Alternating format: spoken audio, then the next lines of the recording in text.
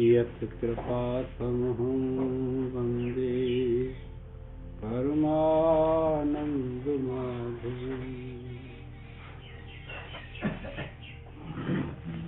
वराहपीडं नटवरवपुः कर्णयो कर्णकारणम्। बिभ्रवासः कनककपिशं वैजयन्ती च मालाम्। रन्ध्रानवेणोरधरशुभया पूरयन् गोपवृन्दैः। बृन्दारण्यं स्वपादरमणं प्राविशद्गीतकीर्तिः।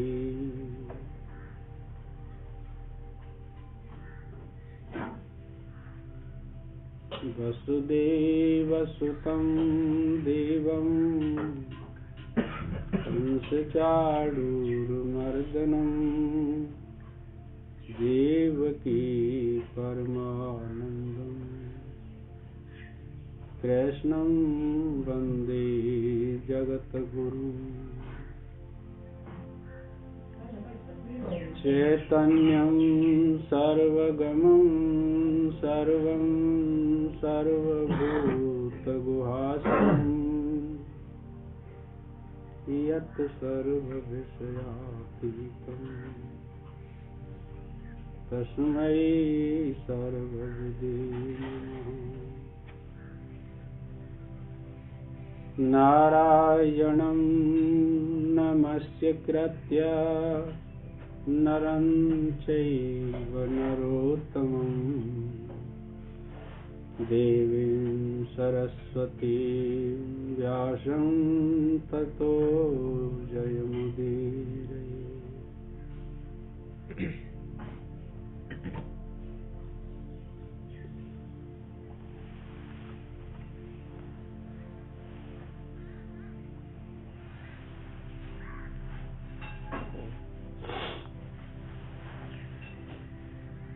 सादि भूतादि दैवं मां सादि यज्ञं च ये विदुः प्रयाण कालेऽपि च मां ते विदुर्युक्त चेतसः। इसी प्रकार जो मनुष्य मुझ परमेश्वर को सादि भूतादि देव अर्थात अधिभूत और अधिदेव के सहित जानते हैं,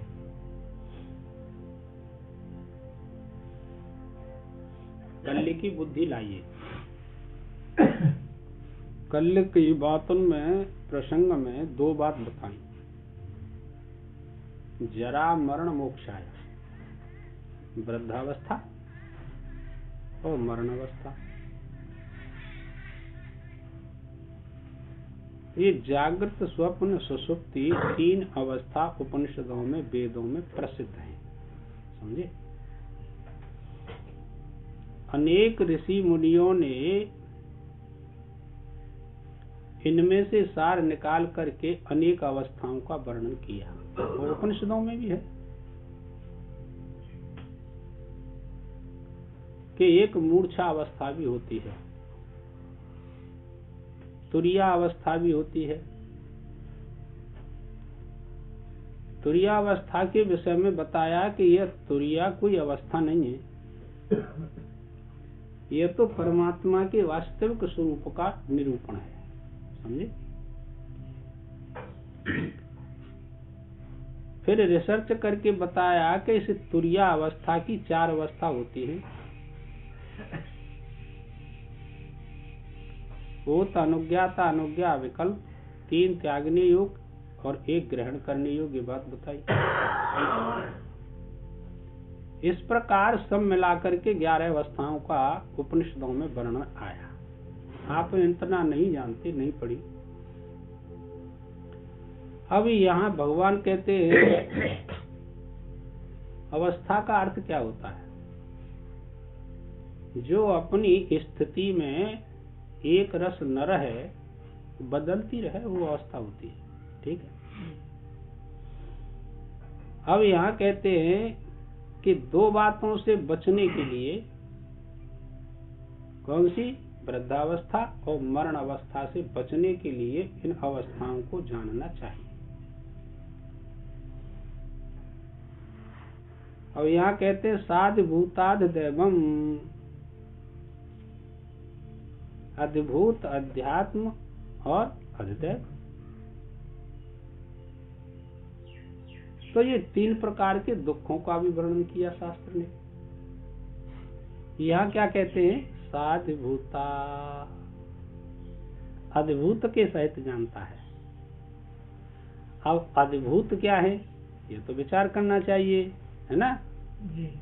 तो अधिभूत कहते हैं उत्पत्ति विनाश वाले पदार्थों को अधिभूत कहते हैं, समझे? अब ये देखो कि उत्पत्ति विनाशशील आत्मा से व्यतिरिक्त जो भी पदार्थ है उसको हम अद्भुत कह सकते हैं। तो उसको हम कहाँ जा करके जाने? कि अपने शरीर में जानो। हमारा शरीर अद्भुत में है कि नहीं? पंच महाभूत कृत है कि नहीं? पंच महाभूत कृत है। पहले पंच महाभूत कृत उत्पन्न होते हैं, फिर उनसे अनेक प्रकार के क्रियाकलाप उत्पन्न हो जाते हैं। ये एक अनिर्वचनीय ज्ञान है, अलौकिक ज्ञान है। अनिर्वचनीय से यह मिथ्या तो नहीं लेना। कैसे अनिर्वचनीय ज्ञान है? कैसे पंच महाभूतों में से मन की उत्पत्ति हुई, कैसे बुद्धि की उत्पत्ति हुई, कैसे इंद्रियों की उत्पत्ति हुई, कैसे प्राणों की उत्पत्ति हुई। ये अलौकिक ज्ञान। वाणी भी कथन करते करते थक जाती है। श्लोक में आता है लेखनी यत्र प्रोवी हो शारदा सर्वकाल। शारदा माता सरस्वती यदि भगवान के गुणानुवादों का कथन करने लगे, लिखने लगे, सर्वकाल विषय, एक काल विषय नहीं, सर्वकाल जीव जब तक लिखती रहे फिर भी उस आत्मा का, परमात्मा का गुणानुवाद लिख नहीं सकती। ये तात्पर्य निकला, समझे?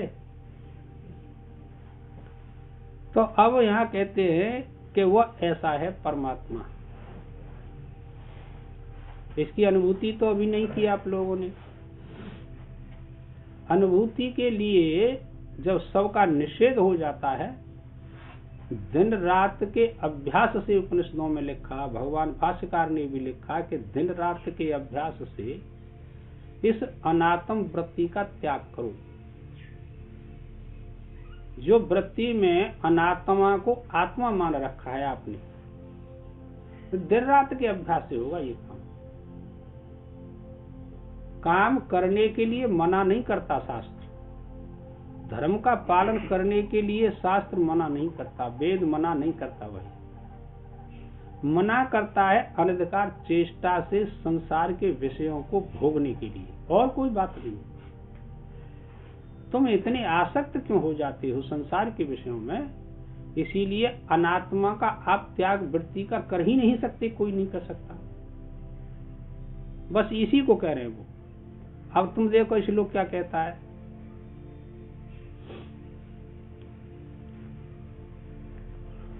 अर्थात अद्भुत और अधिदैव के सहित जानते हैं, एवं साध यज्ञ अर्थात अधियज्ञ के सहित भी जानते हैं।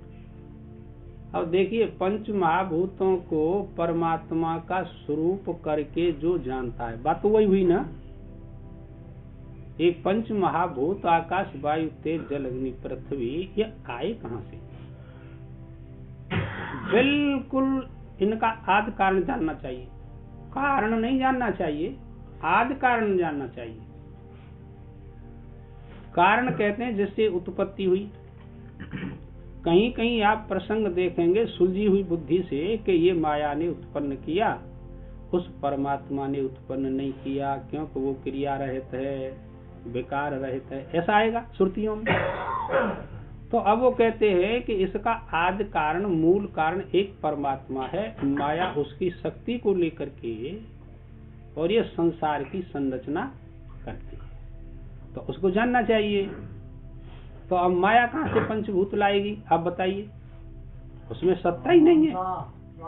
असत वस्तु की कोई सत्ता नहीं होती, सत्य का कभी अभाव नहीं होता, ये बात दृढ़ निश्चय कर लेनी चाहिए। साज भूचादि को स्वामी जी मतलब यही निकलेगा, मतलब हाँ, आदि कारण नहीं, समझे बात को। आदि कारण बताया, तुम्हारी बुद्धि कहाँ चली जाए? पहले शब्दों का ज्ञान करो।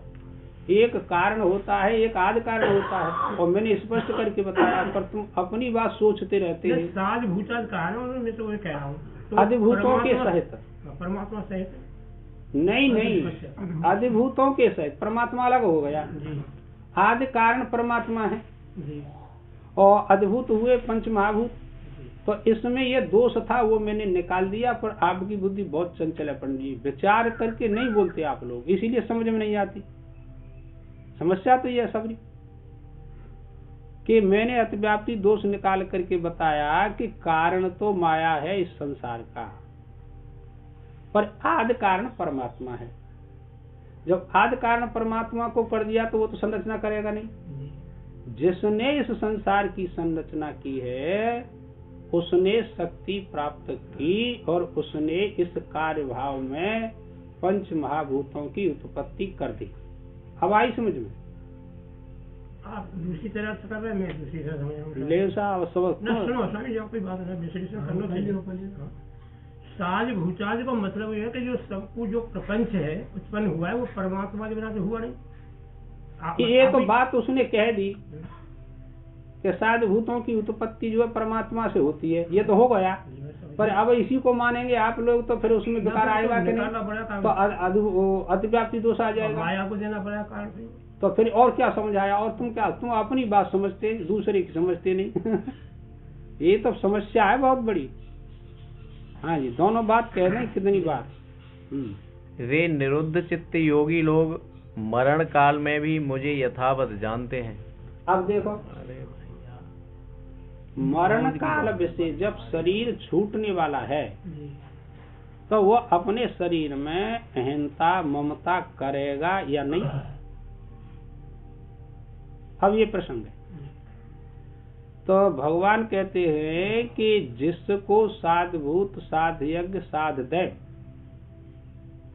तीनों को परमात्मा का स्वरूप जान लिया है, वह अपने शरीर में मरण काल में परमात्मा के स्वरूप में ही स्थित रहेगा। इससे उसने तिलांजलि दे दी, इसका तादात्म्य संबंध खत्म कर दिया, और बिना जाने वो शरीर को माने। मैं मर रहा हूँ, स्त्री पुत्र धन को छोड़ करके जा रहा हूँ, सब मेरे अधीन रहते थे, अब क्या हुआ, अब क्या होगा मेरा, बेचारा तड़फता हुआ जाता है।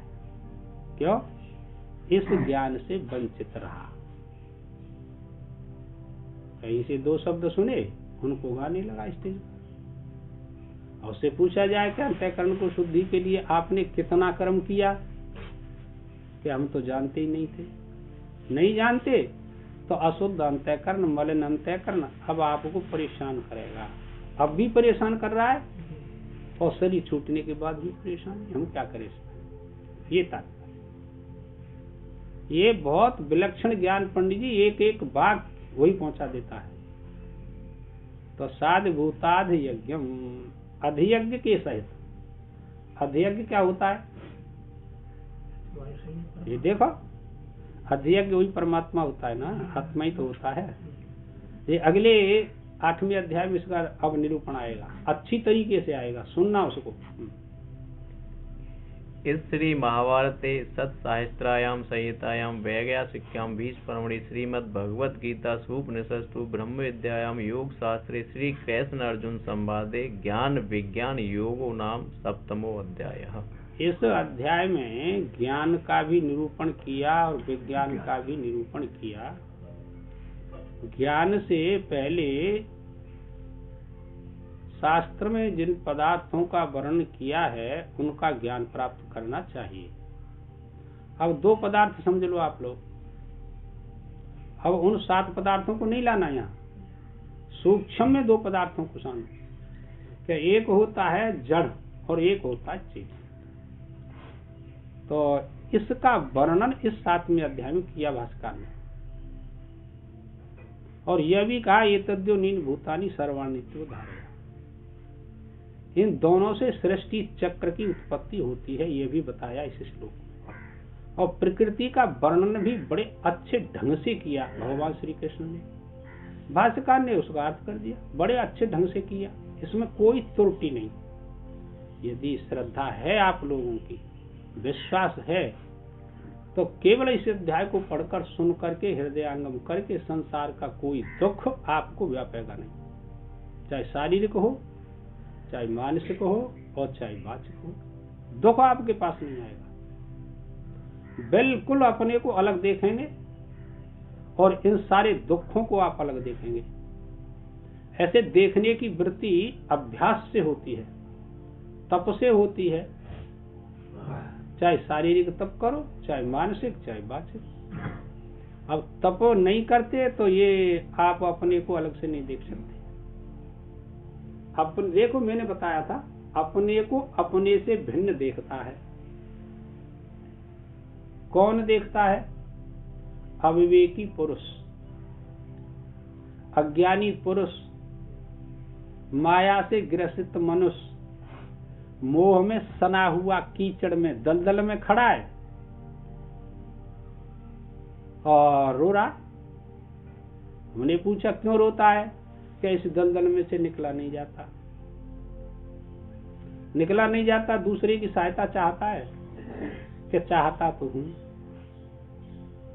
तो आज्ञा का पालन करना पड़ेगा। क्या आज्ञा का पालन कर लूंगा और किसी प्रकार से निकाल लूं, निकाल करके किनारे पर खड़ा कर दिया कि अब नहा धो, अब इसमें मत जाना, इस कीचड़ में नहीं जाना। घंटे 2 घंटे 4 घंटे रहा, कहने लगा अब तो कीचड़ का ही मन करता है, यानी अपने घर जाने का मन करता है, बालक बच्चों को देखने का मन करता है, काम करने का मन करता है, मोहित होने का मन कर रहा है मेरा साथ। तो कीचड़ हुआ कि नहीं? किनारे पर बैठा हुआ और कीचड़ में फिर चला जाता है। अब निकालने वाला क्या करे ये बताइए आप लोग। ये एक विशेष अविवेक की बातें हैं, समझे? तो भाई ये दलदल है, कीचड़ है, ये तुमने पढ़ रखा है बड़ी अच्छी तरीके से। यदाते मोह कलिलम बुद्ध व्यतितरिष्यति, ज्ञान होता क्यों नहीं कि मोह रूपी कीचड़ में हमारा मन फंसा हुआ है। और कैसा लिख दिया? रब उनका नहीं, रब उनका नहीं जो मौजों में तूफान के मारे डूब गए। रब उनका नहीं जो मौजों में तूफान के मारे डूब गए। रोना है उनकी किस्मत को, रोना है उनकी किस्मत को, जो बैठ के नारे डूब गए। क्या करें बताओ? आप मनुष्य जीवन किनारा है और निकाल करके आचार्य ने आपको किनारे पर लाए कि अब कीचड़ में नहीं जाना। फिर आप कीचड़ में चले जाते हैं तो निकालने वाले का क्या दोष? निकालने वाला परमात्मा ला करके खड़ा कर दिया। झूठ नहीं बोलना, सत्य का पालन करना, निषिद्ध कर्म नहीं करना, धर्म का पालन करना, पर बिना कीचड़ के रहा नहीं जाता। मन कीचड़ में लगता है। एक बार व्यास जी ने दृष्टांत दिया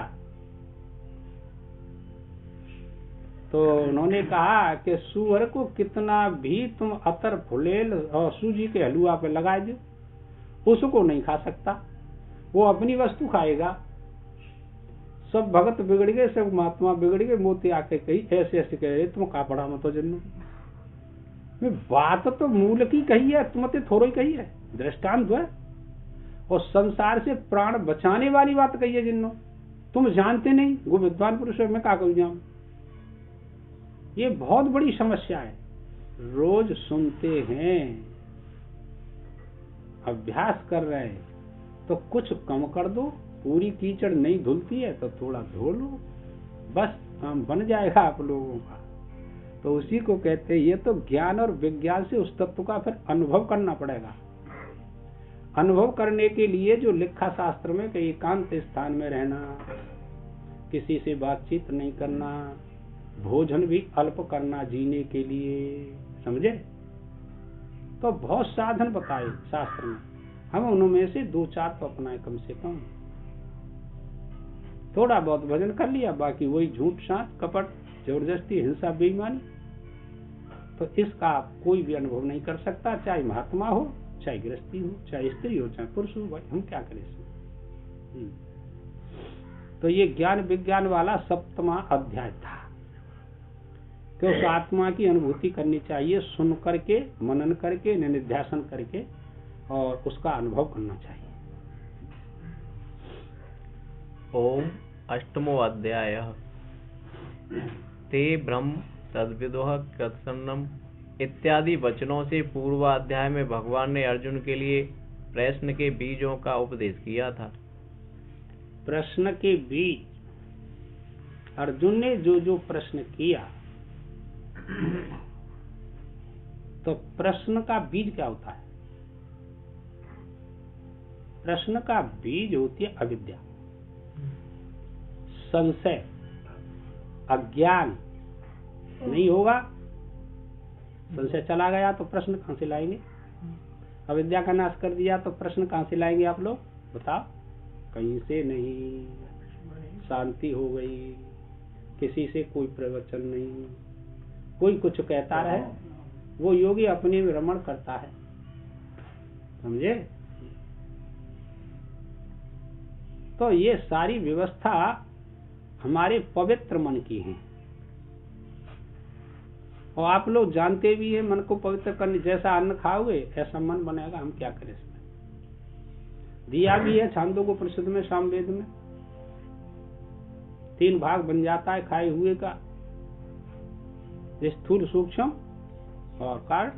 3 मन बनते खाए हुए भोजन, अष्टम त्रयदा विभज्यते, 3 भागों में बट जाता है खाया हुआ सामवेद के अनुसार। तो खाने पर कंट्रोल नहीं होती तो फिर आप भजन क्या करेंगे, विज्ञान क्या करेंगे, ज्ञान क्या करेंगे? कुछ नहीं करेगा ये ज्ञान। पहले यहाँ से शुरू होती है साधना, कैसा खाएं, कैसा पिएं, कैसे सोएं, कैसे स्थान पर रहे। नहीं लिखा शास्त्रों में? लिखा तो है पर हम मानते तो नहीं मानते तो आप जन्मो और मरो, दुख भोगते रहो, किसी का कोई औचित्य नहीं होता। अतः उन प्रश्नों को पूछने के लिए अर्जुन बोले। अब देख, इसमें से प्रश्न छांट पहले जो श्लोक का 7वें अध्याय को दोबारा पढ़ो, अब आएगा समझ में, अब तक नहीं आया। उसका अर्थ पढ़ो, 7वें अध्याय के अंतिम श्लोक का अर्थ पढ़िए आप। इसी प्रकार जो मनुष्य मुझ परमेश्वर को साध भूतादि दैव, अद्भुत दैव को जो जानता है कि यह सब परमात्मा से ही उत्पन्न हुआ और परमात्मा का ही स्वरूप है, ऐसे जानेगा। चलो, तो उसका प्रश्न ले लिया ना, किम तद ब्रह्म, वो ब्रह्म क्या है? कि ये अद्भुत भी ब्रह्म ही है। अभी तेरी दृष्टि कीचड़ से लथपथ हो रही है, इसीलिए तू निश्चय नहीं कर सकता। अर्थात अधिभूत और अधिदैव के सहित जानते हैं। अधिदैव उत्पत्ति विनाश, जितने ब्रह्मांड हैं सब अधिभूत के अंतर्गत आते हैं। ये यहाँ तक आपकी बुद्धि वृत्ति नहीं पहुंचती। पलक चलने की आपको किसी को पता नहीं लगता। नेत्रों के पलक कब चले गए, कब छिप गए और कब खुल गए, पता लगता है आपको? इतने ही काल में शास्त्र में लिखा है, पुराणों वेदों में, इतनी देर में माया सारे ब्रह्मांडों की रचना कर देती है, केवल इतने काल में। कैसी है अद्भुत माया है?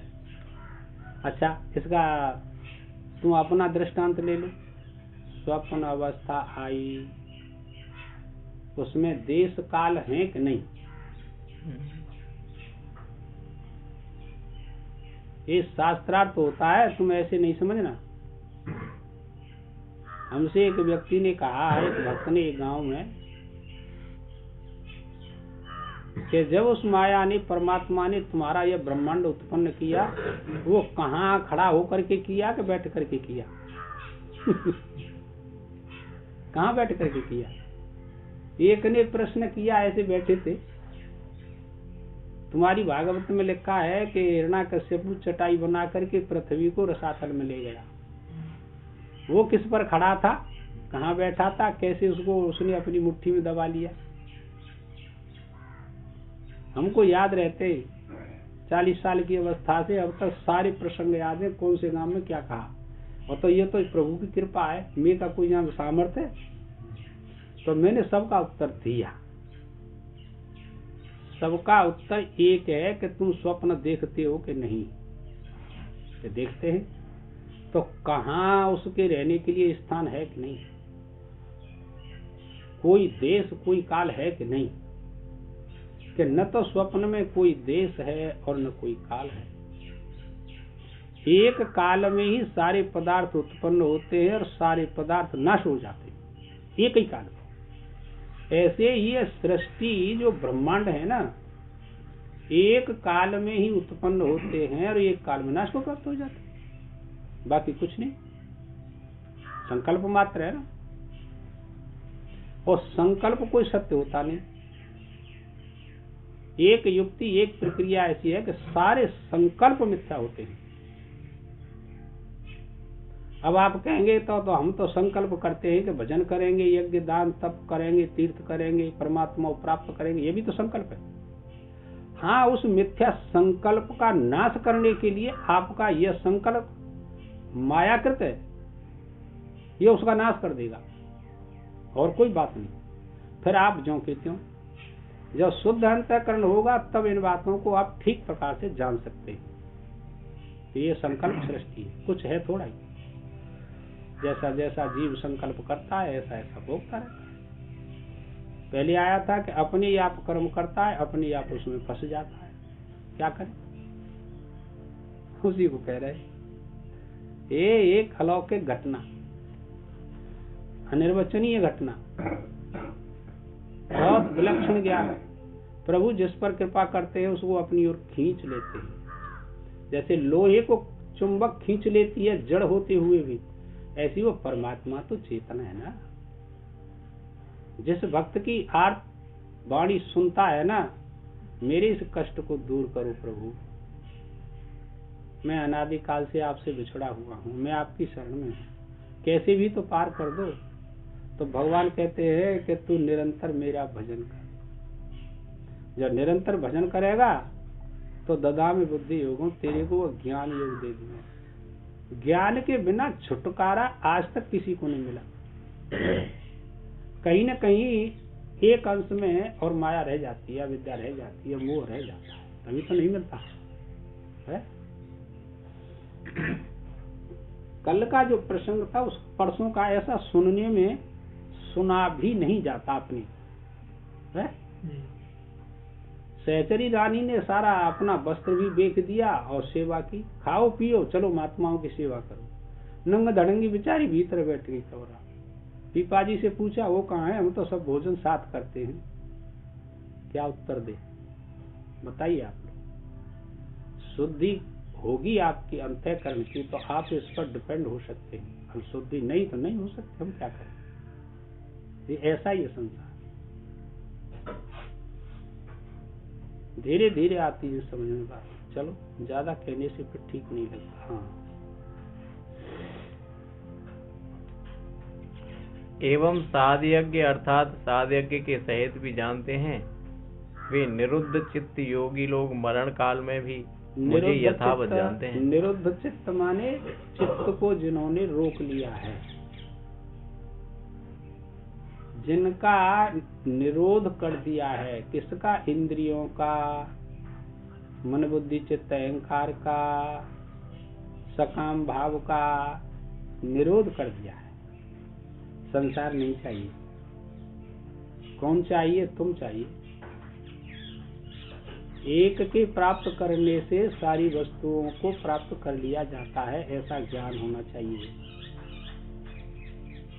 वेद की श्रुति में नहीं दिया है? वाचारमणम विकारो नाम ध्येयम मृतकर्तव्य सत्य। एक का ज्ञान प्राप्त हुआ, सबका ज्ञान प्राप्त हो जाता है। एक को प्राप्त कर लो, दूसरे की आवश्यकता नहीं रहती प्राप्त करने की। समझे? इसमें दृष्टांत मैंने बताया, एक राजा ने नुमाइश लगवाई और बीच में आपको बैठे हो तख्त डार के बड़ो सज धज, तो उसकी कई पंक्तियां थी निवास की, गोल चक्कर लगवाया, लिख दिया, देखने वाले जिस वस्तु पर हाथ रख देगा उसी को देख करके उसको बाहर निकाल दिया जाएगा। एक दरवाजा बोर्ड लगा दिया, और देखने के लिए सभी आते लोग। बड़ी सुंदर वस्तु थी। 4 सिपाही साथ रहते, देखने वाले के साथ में पीछे खड़े रहते। देख करके यह मन इतना मोहित हो जाता है। कोई कहता है यह बहुत सुंदर वस्तु है, इसको तो हम लेना चाहते हैं पर पैसे नहीं है। सिपाही कहते उठाओ, चलो बाहर। वस्तु दे दी, बाहर कर दिया। अब विचार करते हैं आकर के कि भाई इस वस्तु को नहीं ले, लिखे तो रहा था बोर्ड पर, हम नहीं कहते तो हम सारी निवास को देख लेते, बाहर कर देता, फिर दूसरी वस्तु रख दी जाती उस स्थान पर। ऐसे ही सारी नुमाइश को कोई नहीं देख सका। कोई अधवर तक पहुंचता, कोई कहीं, कोई कहीं, कोई कहीं, सबको बाहर निकाल दिया। एक व्यक्ति आया, कोई बहुत समझदार, विशेष गंभीर, जिसने अपने मन को काबू में कर रखा था। उसने कहा हम देखेंगे। वो गया, 4 सिपाही साथ, धीरे धीरे देखने लगा। आधी नुमाइश पार की। सिपाही कहते हैं ये तो बड़ा विचारशील पुरुष है। हाँ भाई, क्या वस्तु चाहिए तेरे को? वो कहता है तुमको क्या प्रयोजन, हमको कोई वस्तु नहीं चाहिए, हम तो पहले देखेंगे सारी इसको। देखने के लिए चल दिया, सारे चक्कर पार किया, 7 चक्करों को देखा, बड़ी घोर दृष्टि से देखा। समझे? अंत में बीच में बैठा हुआ था राजा, सब धर करके उसको देख करके उसे बड़ा वैराग्य और विवेक हुआ और पूछने लगा, अच्छा भाई ये कौन है जो सबसे सुंदर बैठा है? वो नहीं जानता था। सिपाहियों ने कहा महाराज इसी ने यह नुमाइश लगाई है, यह इसका मालिक है। मालिक है? तो ये तो बहुत अच्छा आदमी है। सिपाहियों ने कहा राजन इसने तो आपको ही देखा है, नुमाइश को नहीं देखा। राजा कहता है तो मैं भी इसका हो गया और सारी नुमाइश भी इसकी होगी, लिखा था ना बोर्ड पे। अब एक को प्राप्त करने से सारी नुमाइश उसकी हुई कि नहीं? कितना सुंदर दृष्टांत है। आपने उस परमात्मा को जान लिया, पहचान लिया, प्राप्त कर लिया है, तो ये सारे ब्रह्मांड आपके हुए जानकारी में कि नहीं हुए? सारे ब्रह्मांडों का आपको ज्ञान हो गया। इसीलिए सामवेद में यह श्रुति लिखी, वाचारमणम विकारो नाम ध्येयम मृतकर्तव्य सत्यम। अरे तुम आकार को देखते हो, नाम को देखते हो, ये सब मिथ्या है, कल्पित है, इनमें मत फंस जाना। केवल उसको देखना जिसने इस इतने सुंदर संसार को बनाया है, उसको देखना कि यह सब क्या है, कितना सुंदर है, कहां से आ गया। इसके विषय में हम कथन भी नहीं कर सकते, आप याद रखना लो। आपको विचार विज्ञान विवेक नहीं है अभी। विचार विज्ञान होता ना तो आप उसी से जुड़ जाते। जितनी आकृति बैठी बताइए, आपका किसी से कोई चेहरा मिलता है? तुम क्या ऐसा बना सकते हो? कोई नहीं बना सकते। पंच महाभूतों का कैसे संगठित कर दिया उसने।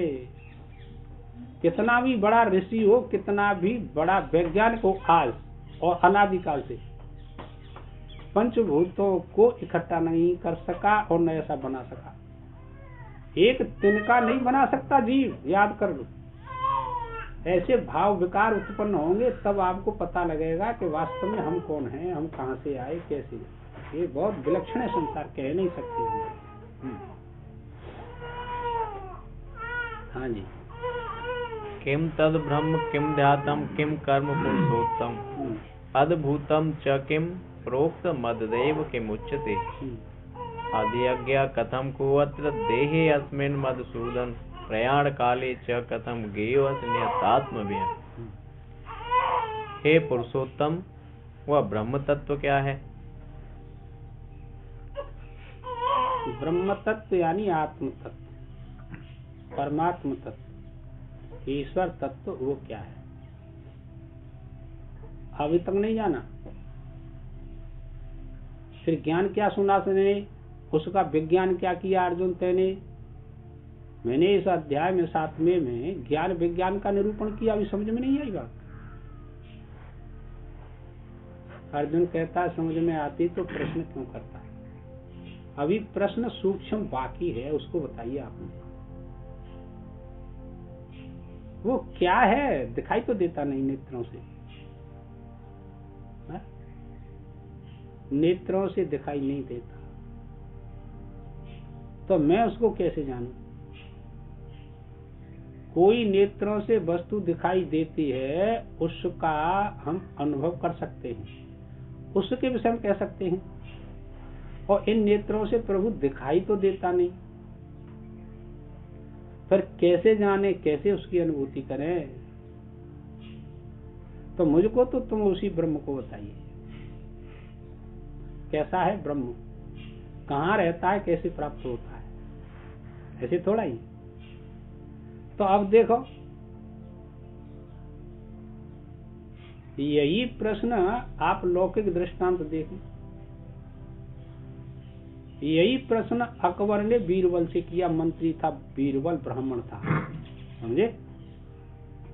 अरे बीरबल, तुम कहते हो कि परमात्मा परमात्मा ब्रह्म ईश्वर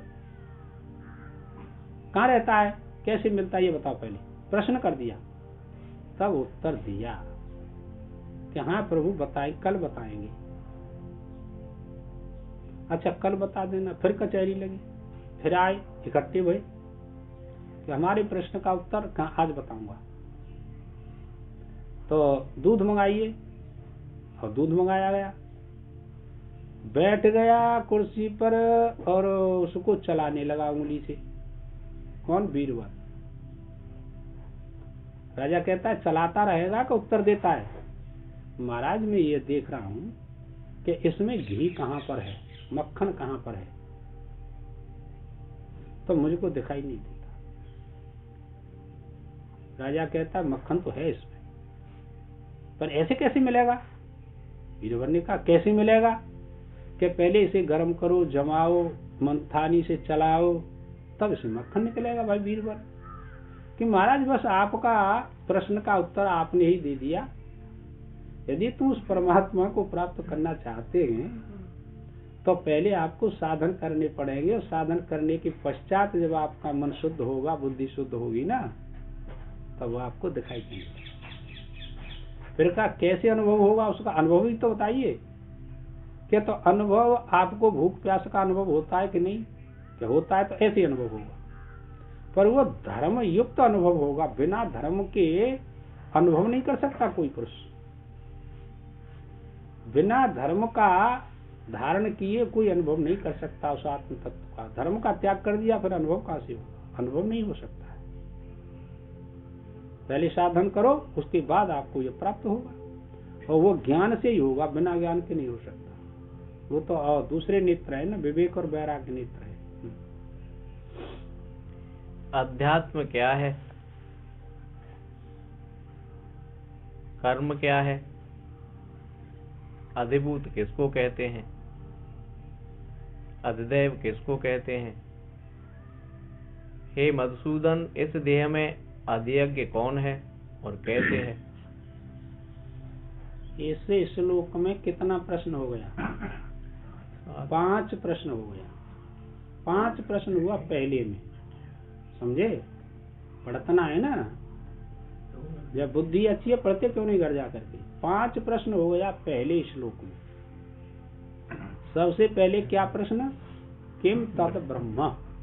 ब्रह्म तत्व क्या है? वो तत्व क्या है जिसको आप ब्रह्म कहते हैं? ब्रह्म माने व्यापक के,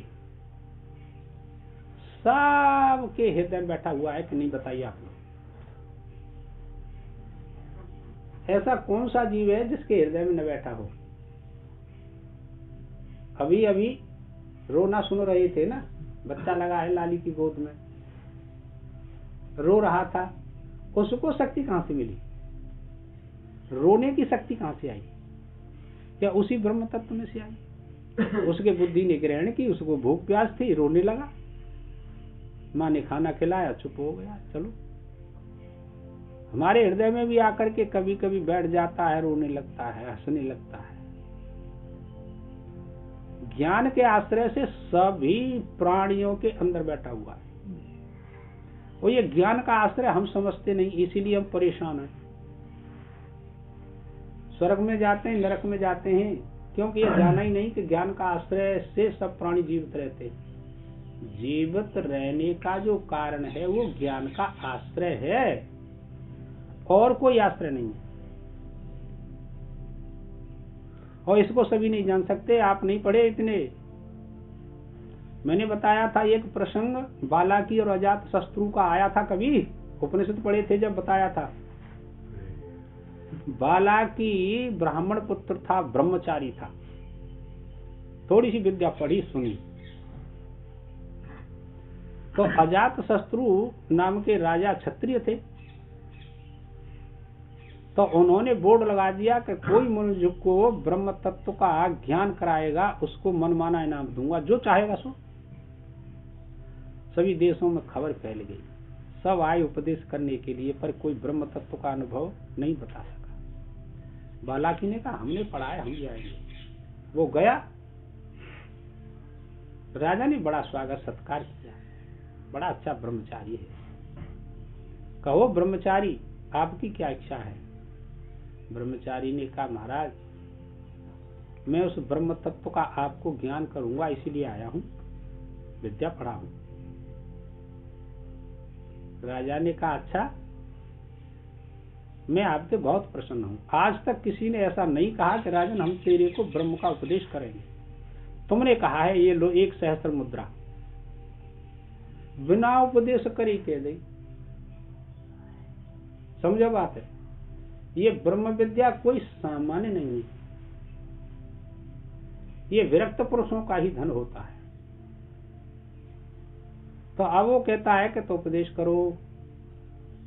बालाकी ने नीचे से लेकर के ऊपर तक उपदेश किया। सबसे ज्येष्ठ श्रेष्ठ कौन है शरीर में? प्राण।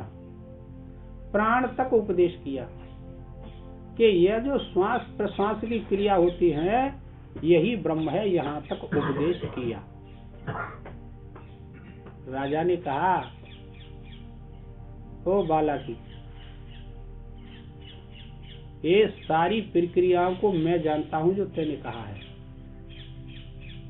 तूने इंद्रियों को बताया, 5 ज्ञानेंद्रिय है, अपने अपने विषय में बरतती हैं। कर्मेंद्रियां हैं 5, वो अपने अपने कर्म में प्रवृत्त होती हैं। बिना ज्ञानेंद्रियों के कर्म इंद्रियों का कोई अस्तित्व नहीं रहता लाला। अंतःकरण की 4 वृत्तियां, ये तूने सारा प्रपंच बताया, लेकिन यह ब्रह्म तत्व नहीं है। फिर कहा कि इस प्राण के बिना सारी इंद्रियां मूर्छित हो जाती हैं, और कोई भी अपने में सक्षम नहीं रहती, जानने में सक्षम नहीं रहती, अपने अपने विषय को नहीं जान सकती। ये प्राण चलता रहता है तो सारी इंद्रियां अपने अपने विषयों को जानती हैं, अन्यथा नहीं जानती। कि बस और कुछ आगे, कि बस में इतना ही जानता हूं, ये प्राण सर्वोपरि है, समझे। तो राजा ने कहा कि तेरा अधूरा उपदेश है, तेरे को दंड देना चाहिए, पर ब्राह्मण को शारीरिक दंड नहीं दिया जाता। चल कोई बात नहीं, मैं तेरे को उपदेश करता हूं। तो वो अपने अंतःपुर में ले गया। राजा महलों में एक नौकर सोया हुआ था, समझे। जाकर के उसको आवाज लगाई, नाम लिया, नहीं जगा। अब तू ये देख कि इसके प्राण क्रिया हो रही है कि नहीं हो रही है, बता। श्वास चल रहा है कि नहीं चल रहा है, कि चल रहा है। तो ये हमको तो जानता नहीं, तेरे को भी नहीं जानता। इस प्राण को कैसे ब्रह्म कह सकते हैं, ये प्राण ब्रह्म नहीं है। तब उसने लाठी से उसको जगाया, तो वो उठा, उठ करके नमस्कार किया राजा के लिए कि अब वह जो तत्व है ना, आत्म तत्व, ब्रह्म तत्व, परमात्मा तत्व, ईश्वर तत्व, अब है इसमें जानने की क्रिया। ज्ञान का आश्रय जब सो रहा था तब भी था इसमें ज्ञान का आश्रय, और अब जग गया है तब भी ज्ञान का आश्रय है इसमें। उसका अभाव तो नहीं हुआ, लेकिन इंद्रियों का अभाव हो गया, कार्यक्षम इंद्रिय नहीं रही, इसीलिए वो किसी को नहीं कुछ कह सका। तो उसी को कह रहे हैं कि वो किम तद ब्रह्म, वो ब्रह्म क्या है। अर्जुन कहता है उस ब्रह्म को मैं जानना चाहता हूँ। क्यों जानना, क्यों चाहता है कि आपकी कृपा। मनुष्य शरीर का कर्तव्य, परम कर्तव्य केवल यह परमात्मा को जानना है, अन्यथा और किसी को जानने की आवश्यकता नहीं। बहुत से शास्त्रों को रट लिया, कथाओं को रट लिया, तो क्या मोह चला गया कि नहीं। मोह तो जो कहते हैं, फिर रटने से आपको क्या हुआ। गधे पर बोझ लाद दो, बेचारे को खाना कुछ नहीं मिलता है, लादता रहता है, बेचारा मर जाता है। ये बहुत बड़ी समस्याएं हैं। तो यह तो निर्विक्षेप ज्ञान है, इसमें किसी प्रकार का विक्षेप नहीं। उसी को कहते हैं किम तद ब्रह्म, वो ब्रह्म क्या है। किम अध्यात्मम, ये अध्यात्म किसे कहते हैं प्रभु। ये 7 प्रश्नों का उत्तर अब कहेंगे भगवान। अभी 2 प्रश्न और बाकी हैं। इस देह में अधियज्ञ कौन है और कैसे है, तथा संयत चित्त वाले योगियों द्वारा आप मरण काल में किस प्रकार जाने जा सकते हैं। अब देख, तू अपनी बुद्धि ठीक कर।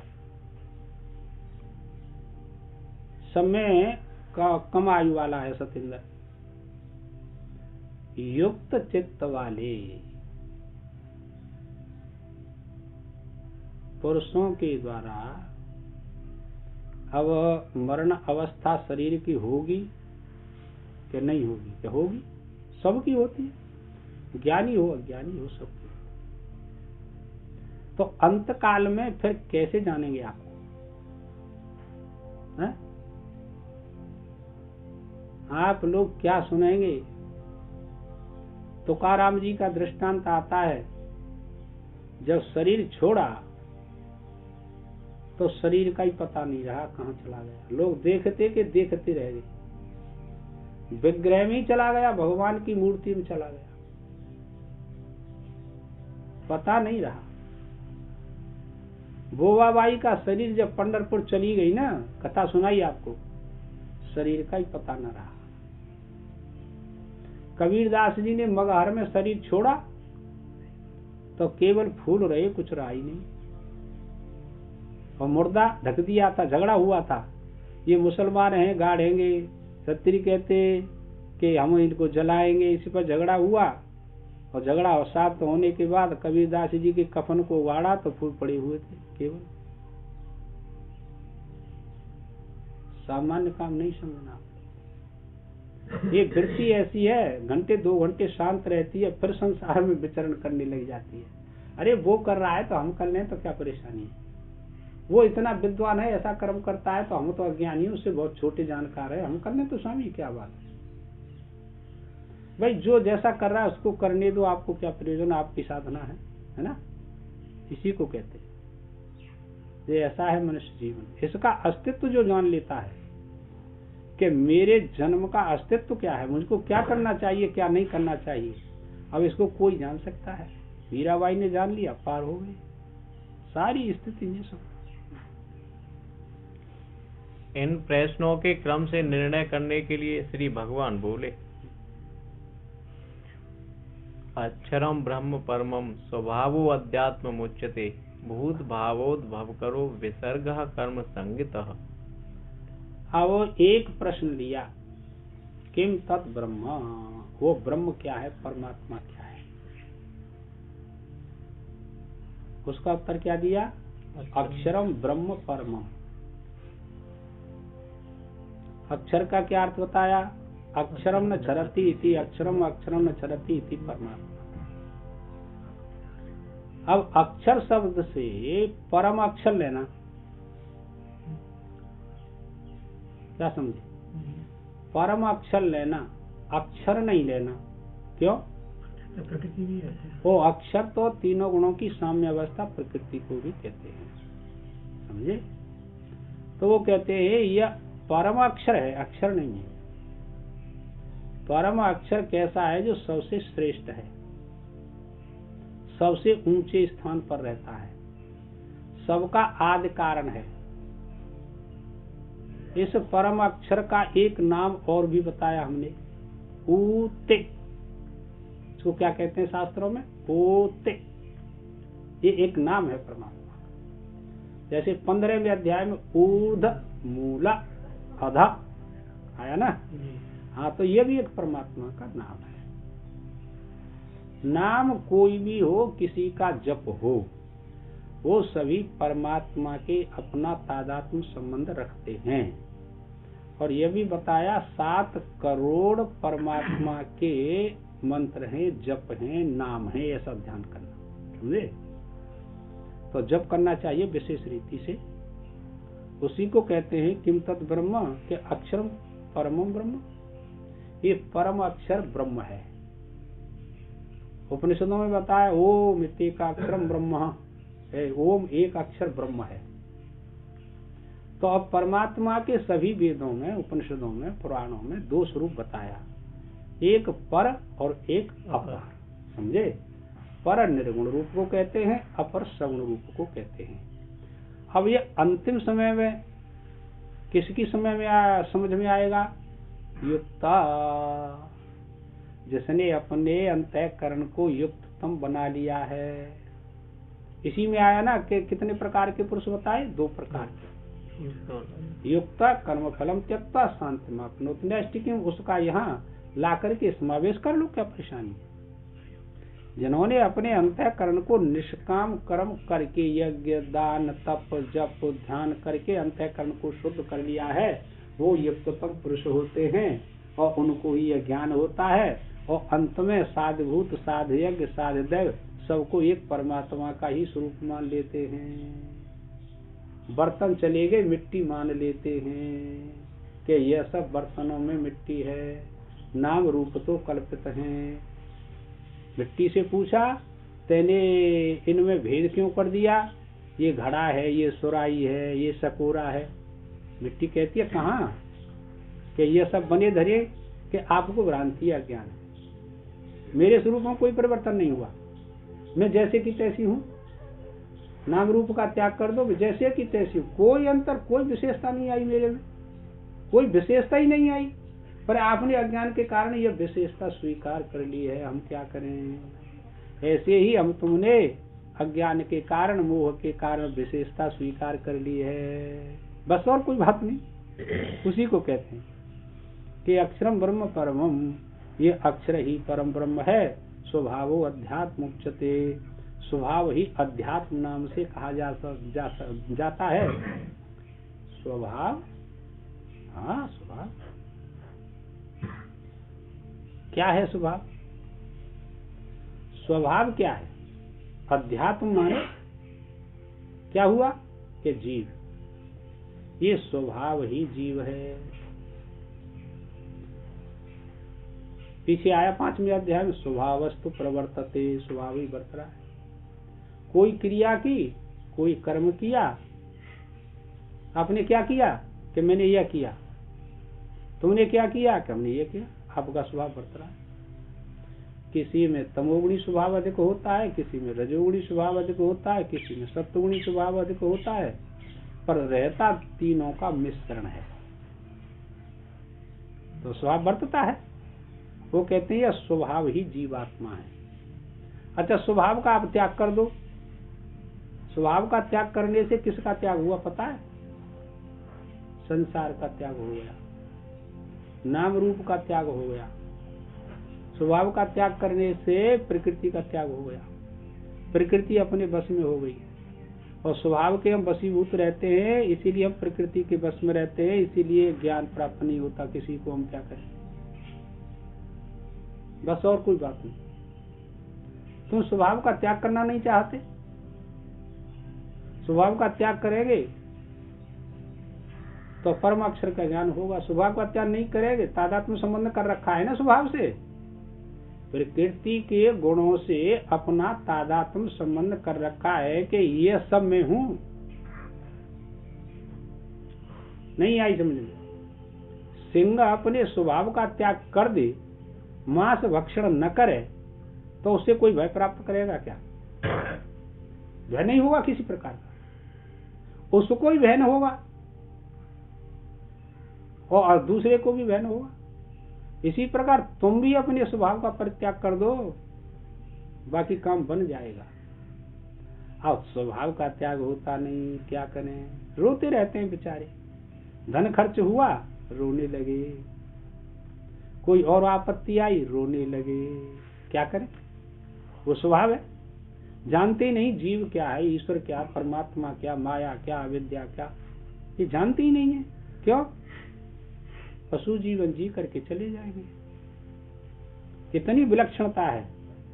स्त्री पुत्र धन को देख देख करके बड़े प्रसन्न होते हैं, और जब आपत्ति आती है तो कोई बचाने वाला पैदा नहीं होता, कोई रक्षा नहीं कर सकता। और हम क्या समझते हैं, हम इसकी रक्षा कर रहे हैं, ये अज्ञान है। और क्या अज्ञान? तुम अपनी रक्षा करने में समर्थ नहीं है। देखिए, आप लोग इनको बिल्कुल हृदयंगम कर लें। राजा नल के ऊपर आपत्ति आई तो वो जंगल में चले गए, बड़े कष्ट सहन करे, बहुत घोर जंगल। अब क्या करें? जैसे कैसे दोनों भी धर्मात्मा थे, ज्ञानी थे। तो रानी सो रही थी, गर्मी का टाइम था। राजा ने विचार किया कि भाई अब इसके साथ रहने से और परेशानी होगी, आगे जंगल है, बड़ी परेशानी होगी। रात को सोती हुई छोड़ करके अकेली जंगल में चले गए।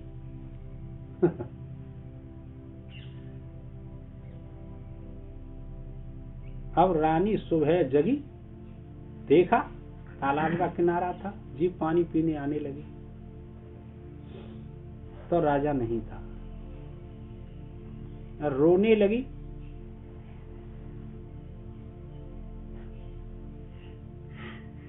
अब कौन रक्षा करे बताइए आप लोग? क्या धर्म था कि अकेली छोड़ करके चला जाए जंगल में, निसहाय, कोई सहायता नहीं। फिर भी धैर्य धारण किया। ये धर्म धैर्य धारण कराता है, तुम्हें ऐसे नहीं समझना। जितना कोई धर्म का पालन करेगा उतना ही उसमें धैर्य धारण करने की शक्ति आ जाती है, वो रक्षा करता है। बेचारी घूमने लगी जंगल में, एक अजगर पड़ा हुआ था, बस उसने उसके पैर पकड़ लिए। उसको पता नहीं था, जानती नहीं थी, वो उसको खींचने लगा अपने अंदर। वो रोने लगी। इतने में एक बहेलिया आया, बधिक आया, उसने देखा, ओ ये तो बड़ी सुंदर है और ये इसको निकल जाएगा। तलवार से उसने उसका वध कर दिया। किसका? अजगर का, और उसको प्राण बचा ली, निकाल